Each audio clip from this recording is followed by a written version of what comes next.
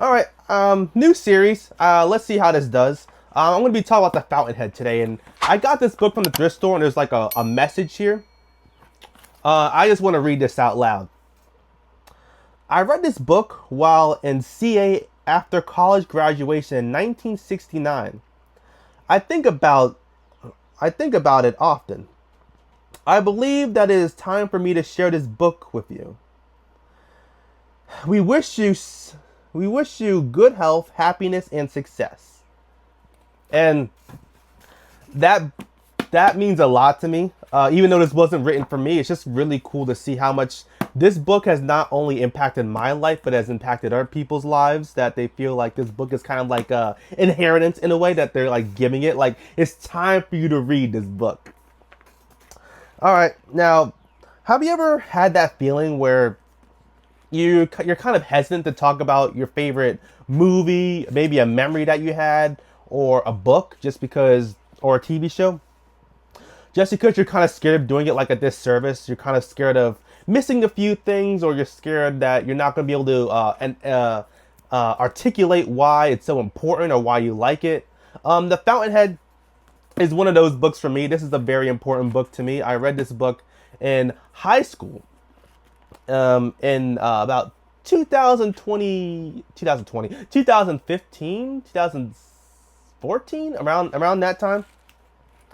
And this book clicked with me as a young man in high school, and it still clicks with me today. I actually read this book again.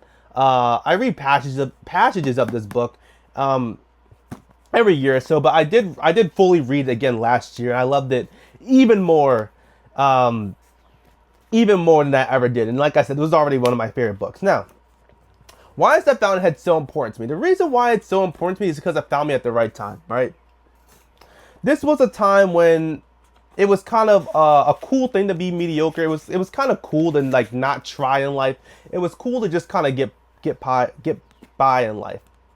And I read this book, and it was just such an inspirational piece. The synopsis of this book is basically it's about an architect named Howard Rourke, and he gets kicked out of college. And he just kind of finds his own way in life. He gets rejected. The media slanders him, and all this stuff happens. He goes through a bunch of trials and tribulations, all because he has a vision in life, and he doesn't want to compromise on it. Right? He wants to build he's an architect, if I didn't already say that, but he's an architect who wants to break away from like the conservative architecture society, who just kind of rebuild old buildings from the past. They just kind of recycle old ideas. He wants to break away, and he wants to build new buildings, futuristic buildings, exciting buildings. He wants to push architecture forward. And because he lives in a world where everyone's like very conservative, very old-fashioned, he has troubles kind of finding his place in the world as a forward-thinking architect. And at the end, he finally is able to build one of the biggest buildings in New York, and he wins in the end. So, why is this book so important to me? Because it introduced me to a couple things. One, this book introduced me to Ayn Rand, who is a very important influence on my life. I talk about objectivism. I talk about being selfish. I talk about taking your own side. All of that, and a lot of my philosophy, even to this day, is rooted in Ayn Rand. And yes, I know she's Jewish. I know she's an atheist, but you know, I still enjoy a lot of what she says. I don't know if I'd call myself an objectivist per se, but she has had a massive influence on how I view the world and how I shape my thinking today. And the reason why this book is so important is not just because it introduced me to Ayn Rand and her philosophy. It's just because it really made me kind of see that, how do I say this? I was really big into like anime and superheroes in middle school and high school. And this book was actually it was like a real life superhero. Like this guy Howard Rourke, the main character, he would go through all these trials and tribulations. He was like a Superman basically, you know. He would never compromise. He would never. He would always take his own side. He would always go out and just be himself. He wouldn't fake it. He wouldn't take no for an answer. He knew what he was worth. He knew what his art was worth. He knew he was a genius. So it didn't matter what society said, because he knew, Howard Work knew he was him, and he knew that the struggle wouldn't last forever, and he knew that one day he would win. And in the end, he did.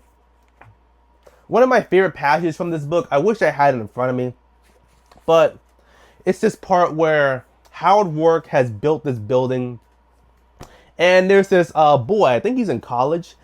He's like riding his bike. He's kind of unsure what to do with his life.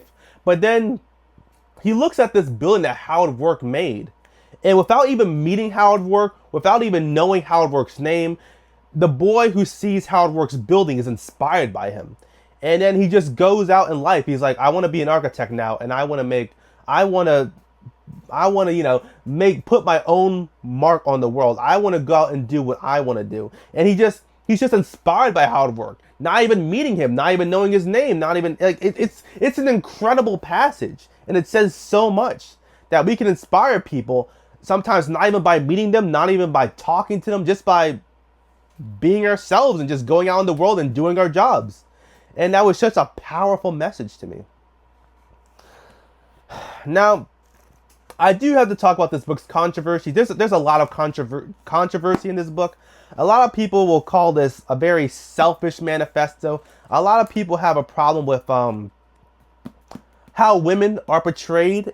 I will say that much. A lot of people have problems because this book is... They say this book is like atheist propaganda that is very anti-God. I didn't really feel like this book was that anti-God. Yes, all the characters are like atheists and communists, and there are a lot of characters in this book. But I will say this: I feel like, well, every time I read this book, I don't always agree with all of it, but I always find something to latch on to. I kind of treat it as like a filter where I don't absorb everything, but I kind of take what I like and I kind of apply it to my own life.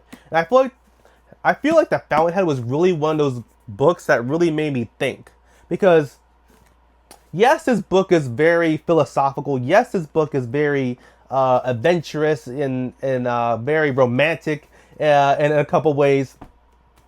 But this book really taught me how to think, not just because of all the long speeches, all the long passages, but this book made me think because a lot of it I didn't agree with at first, but it stuck with me. So as I kept rereading it through the years, I probably read this book about 3 times, cover to cover. I always just kind of treat it as like a debate where sometimes I'll be like, Ayn Rand is saying this, but I don't agree with this. Why don't I agree with this? And I kind of sit down and ponder, what does it mean to be a great person? Do you have to be selfish to be a great person?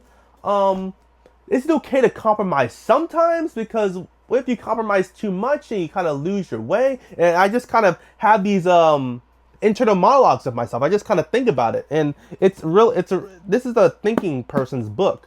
I know Ayn Rand's philosophy doesn't really have a good reputation these days, but I cannot recommend this book enough. I will say one of my big critiques of this book is I wish it was like maybe 25% shorter. It's a very dense book, and I think you could cut out like 25% of it. Maybe 20%. I think you could cut out 20% and it would still be a decent book.